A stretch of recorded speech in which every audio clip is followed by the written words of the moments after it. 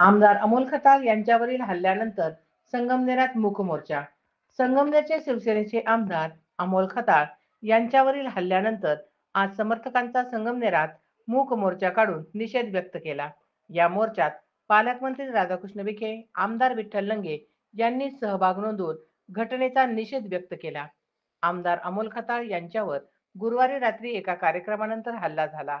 हल्ला करणाऱ्या युवकाला पोलिसांनी ताब्यात घेतले आहे. घटनेमुळे तणाव निर्माण झाला होता.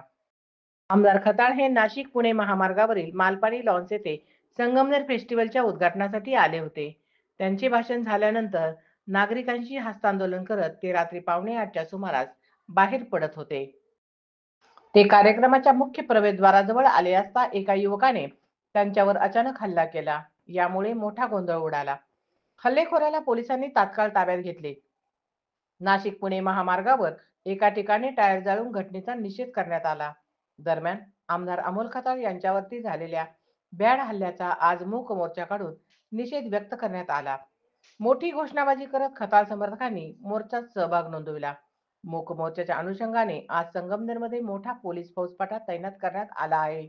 या घटनेमागील सूत्रधाराचा शोध घ्यावा अशी मागणीही यावेळी करण्यात आली. ताज्या घडामोडी पाहण्यासाठी सनवार्ता न्यूज चॅनलला लाईक करा, सबस्क्राईब करा.